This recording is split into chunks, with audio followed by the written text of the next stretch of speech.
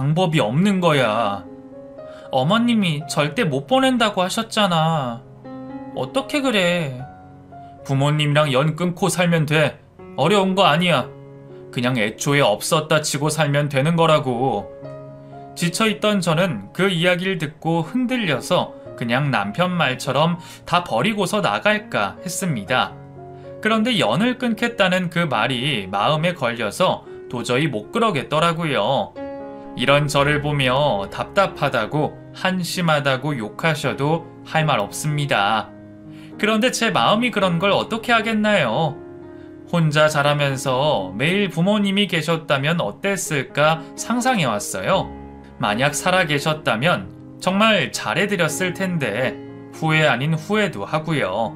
그런데 멀쩡히 살아 계신 그것만으로도 감사한 부모님과 연을 끊겠다니 아무리 밉고 서운해도 제 안에선 그건 절대 할 수 없는, 해서는 안 되는 선택 같은 거예요. 게다가 이런 다툼 때문에 그런 거라면 더더욱이요. 그럼 제가 남편과 둘이 살면서도 마음이 편치 않을 것 같았어요. 그래서 저는 울면서 남편에게 지금 저의 생각과 우선순위, 마음을 전부 털어놓았습니다. 사실 이런 식으로 떨어져 나와 사는 거 마음이 불편할 것 같다고요. 그리고 부모님 없이 사는 게 얼마나 괴로웠는지 난 너무 잘 알아서 사랑하는 사람은 그 괴로움을 겪게 하고 싶지 않다고 덧붙였어요. 그러자 남편도 미안하다며 울더라고요. 어머님이 원래 저 정도로 모난 분은 아니었는데 남 밑에서 일을 하다 보니 사람들이 자신을 무시하고 멸시하는 것에 대해 굉장히 힘들어 하셨대요. 가사 도우미가 하는 게 이런 거 아니냐고 막리를 시키고 함부로 대하고 종부리듯 하는 것에 대해서 이골이 나셨다고요. 그래서 더 깐깐하고 까칠하게 변해버렸대요. 없이 살거나 남에게 흠집 잡힐 일에 대해서도 굉장히 민감하셔서 자식만은 그렇게 살질 않길 바라시고요. 듣다 보니 어느 정도 어머님의 마음이 이해는 가지만 아무리 그래도 제 입장에선 온전히 받아들이기 어려웠어요. 이유야 어쨌든 저도 결국 어머님께 무시당하고 멸시받은 거나 마찬가지니까요. 단지 고아라는 이유로요. 하지만 더는 방법이 없으니 화해하기 위한 노력은 분명 필요했어요.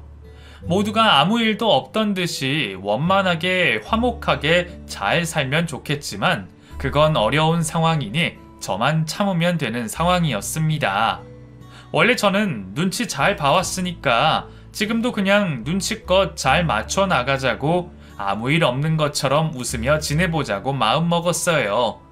그래서 그 다음날부턴 아예 일부러 어머님께 더 다가가고 어울리려고 노력했습니다. 그런 제 노력을 보고서 어머님도 좋은 게 좋은 거라고 생각하시지 않을까, 이쯤 되면 못 이긴 척 봐주시지 않을까 생각하면서요. 하지만 그건 제 착각이었습니다. 어머님의 화는 좀처럼 풀리지 않았어요. 한 번은 제가 공연을 예매하고서 함께 보자고 말씀드렸거든요. 어머님 아버님이 좋아하실 만한 내용인지라 함께 나들이 겸 다녀오자고요. 싫다고 하시는데도 한 번만 다녀오자며 졸랐습니다. 그러자 어머님이 그러시더라고요. 너 때문에 내 자식이랑도 사이가 나빠졌는데 뭐가 좋다고 같이 하하호호 웃는 공연을 보러 갔냐? 너나 다녀와라. 남편과 싸우게 된 게 전부 제 탓이라고 생각하시는 것 같았어요. 억울함과 서운함으로 눈물이 날 것 같았지만 꼭 참았어요. 그 얘기를 옆에서 들은 남편이 또 같이 화를 내면서 제 편을 들어주었습니다. 이러니까 사이가 멀어지는 거라며 어른이 어른답지 못하다고 큰 소리를 냈어요. 어머님은 어른답게 해주겠다며 똑같이 소리치시고요. 정말 바람 잘 날이 없다는 게 뭔지 알 것 같았어요. 이대로라면 분명 식구들 모두 지쳐서 나가 떨어질 게 뻔해 보였죠. 그리고 결국 다음 날 일이 터졌습니다. 남편과 아버님의 외출이 늦어져서 오랜만에 어머님과 둘이 집에서 식사를 하는 날이었어요. 어머님이 해주신 국수가 메뉴였죠. 그런데 제가 원래 젓가락질을 잘 못하거든요. 왜 그러는지는 모르겠어요. 올바른 젓가락질로 잡아봐도 불편하기만 하고 그렇게는 못 먹겠더라고요. 그날 어머님이 해주신 국수를 먹는데 면이 얇아서 그런지 젓가락질이 영 불편하더라고요. 그래서 조금 더 젓가락을 편히 잡고 먹기 시작했어요. 그런데 어머님이 그 모습을 보고 갑자기 크게 소리를 치시는 겁니다. 전부터 얘기하고 싶었는데 너 왜 젓가락질을 그렇게 하니? 네? 네가 젓가락질을 그딴 식으로 하는 게 나까지 부끄럽게 만드는 일이란 거 알아? 죄송해요. 그런데 전 이게 편해서요. 보기에 너무 그러시다면 나중에 천천히 고쳐갈게요. 30년 넘게 못 고쳤는데 어떻게 나중에 고쳐? 부모 없어서 이런 것도 못 배운 거 아니냐? 그 말을 듣는 순간 누가 제 뒤통수를 내려친 것처럼 얼얼하더라고요. 짐승만도 못한 남들에게 듣던 그 소리를 설마 어머님께 들을 줄은 꿈에도 몰랐거든요. 무슨 말을 해야 할지 몰라 저는 멈춰선 채로 가만히 있었습니다. 그러자 어머님이 갑자기 일어서더니 옷걸이를 가져오시는 겁니다. 안 되겠다. 너 지금 이거 이대로 그냥 넘어가면 평생 못 고쳐. 본바 없어서 배우지 못했다면 니들이 좋아하는 어른답게 시애미가 고쳐줄게. 어른으로서 회초리로 때려서 고쳐준다고. 바지 걷어라. 그러니까 그 옷걸이로 지금 제 종아리를 때리시겠다는 겁니다. 어이가 없어서 그냥 멍하니 쳐다보는데 어서 걷으라고 화를 내시더라고요. 못해요, 어머니. 제가 회초리 맞을 정도로 잘못한 건 아니잖아요. 그래? 그럼 네가 날 때려라. 며느리 잘못 가르친 내가 맞아야지. 자, 때려. 어머님은 정말로 제 손에 회초리를 쥐어주시고 어서 자신을 때리라고 했습니다. 저는 대체 이게 무슨 상황인지 어떻게 해야 할지 이성적인 판단이 서지 않았어요. 하지만 회초리를 들이미는 어머님을 도저히 때릴 순 없었습니다. 그 후에 뒷감당이 되지 않을 것 같아서요. 그래서 결국 전 수치스러움을 느끼며 맞겠다고 했습니다. 그 순간엔 어쩔 수 없었어요. 나중에 화를 낼 땐 내더라도 지금 어거지로 밀어붙이는 어머님을 당장 막을 방법이 떠오르지 않았거든요. 바지를 걷어내고 어머님 앞에 설 수밖에 없었습니다. 제발 하늘에선 부모님이 이 모습을 보시지 않았으면, 이 시간이 빨리 지나갔으면 하고 속으로 수십 번 되뇌었습니다. 그렇게 어머님이 자리에 앉아 회초리를 들고 저를 때리시려는 순간이었어요. 갑자기 행동을 멈추시고 제 다리를 가만히 바라보시는 겁니다. 그 다음부턴 전혀 생각지 못한 일들의 연속이었어요. 이 종아리의 상처 언제 난 거냐? 네? 종아리 상처 언제 생긴 거냐고? 아, 저 어릴 적에 개에 물린 적이 있었대요. 그때 난 거예요. 개에 물렸다고? 얼마나 큰 상처였는데? 자세히 기억은 안 나는데 꿰맬 정도였다고 들었어요. 그런데 그건 왜 물으세요? 제 물음에 아무 말이 없자 고개를 돌려 어머님 쪽을 보았는데 글쎄 어머님이 울고 계시는 겁니다. 갑자기 눈물을 쏟아내는 어머님을 보며 너무 놀라서 뭐라고 말해야 할지 몰랐어요. 단지 왜 그러시냐고만 물었죠. 그러자 어머님은 저를 안고 어떤 말도 없이 내내 눈물만 흘리셨습니다. 그렇게 1시간가량이 흘렀던 것 같아요. 어느 정도 진정이 되고서야 어머님은 식탁에 저를 앉혀두고 입을 떼셨어요. 그리고 그 이야긴 제겐 너무 충격적인 일이었습니다. 그러니까 20년도 더 옛날에 어머님이 가사도우미로 지내시면서 가장 잊지 못할 분들을 만났대요. 두 부부였는데 단지 일을 하러 온 자신에게 너무나 잘해주고 가족처럼 진심으로 대해주셔서 평생 그 집에서만 계속 일하고 싶을 정도였대요. 본인은 원래 덤벙대고 실수를 많이 하는 편이라 가사 도우미로서 부족함이 많았는데 그럼에도 늘 너그럽게 실수를 봐주고 오히려 웃으면서 위로해주는 그런 분들이었다고요. 그 집에는 본인 아들과 비슷한 나이의 딸 하나가 있었는데 워낙 순하기도 하고 자신의 자식 같기도 하니 특히 예뻐하셨대요. 또 존경하는 분들의 아이기도 하니 잘해주고 싶기도 했고요. 그 집사람들은 일이 바쁘신 분들이라 보통 낮에는 도우미인 본인이 함께 있으면서 돌보는 시간이 길었대요. 그래서 일을 쉬는 틈에도 아이와 같이 종종 집 근처를 산책하곤 했었는데 여느 날처럼 짧게나마 외출을 나간 날이 있었대요. 자주 오가던 문방구를 가고 있었는데 아이가 잠시 꽃에 신경이 팔려 손을 놓고 뛰어간 거예요. 어머님은 아이를 붙잡으러 가는데 하필 그때 동네에서 떠돌던 어떤 개가 손 쓸 틈 없이 갑자기 달려들었대요. 그리고 순식간에 아이가 다리를 물려버린 거예요. 맞아요. 그 아이가 바로 저였던 겁니다. 상처가 워낙 커서 피를 흘리는 아이를 업고 병원에 바로 갔대요. 급히 꿰매고 치료했지만 흉터가 크게 남을 거란 말에 어머님은 너무나 죄책감이 들었고 한편으로는 겁이 났대요. 다신 그곳에서 일을 하지 못할 것 같아서요. 소식을 들은 부모님이 병원으로 찾아오셨고 어머님은 단단히 혼나거나 해고될 거라 생각해서 차마 고개도 들지 못하셨대요. 그런데 부모님은 제 상처에 크게 속상하셨지만 어머님께 화 한 번 안 내신 겁니다. 사고였으니 어쩔 수 없다고요. 그러면서 개를 붙잡다가 다친 어머님 손을 보고 오히려 놀라며 어서 치료하라고 치료비까지 주셨다고 했어요. 어머님은 미안하고 감사한 마음에 그 자리에서 펑펑 우셨다고 하네요.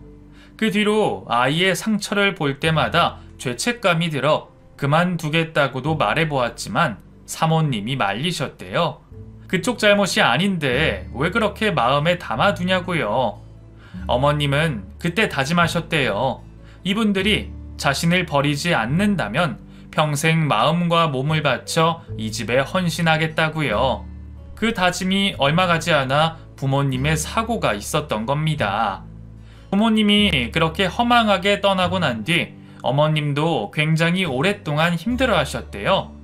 남들이 다 입모아 이야기할 정도로 좋으신 분들인데 그렇게 불운하게 가신 게 한스러워서 하늘을 참 많이도 원망하셨다고요.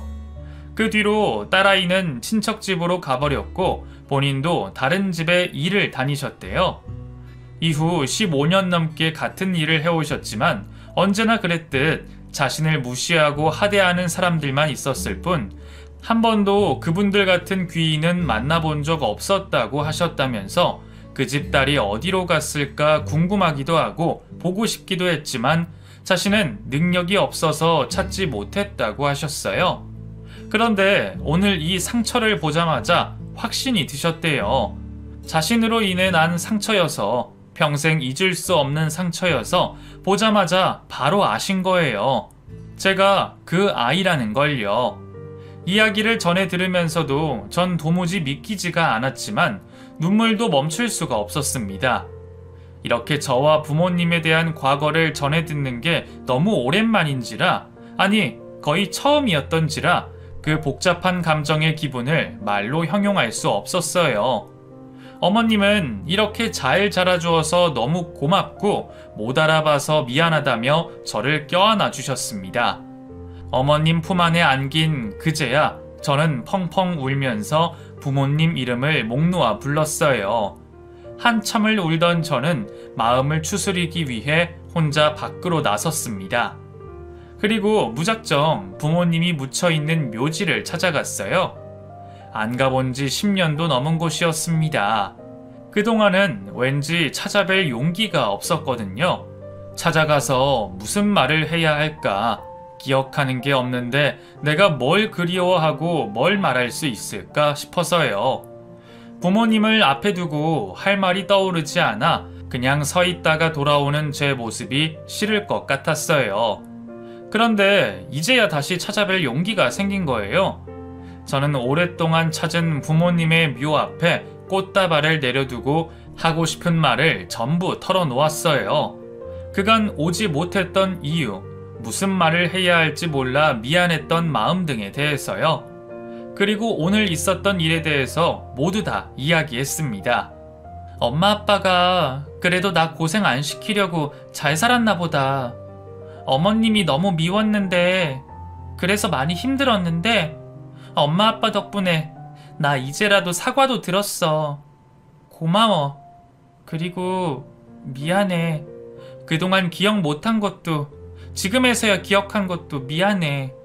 미안한 만큼 앞으로 더 열심히 살게.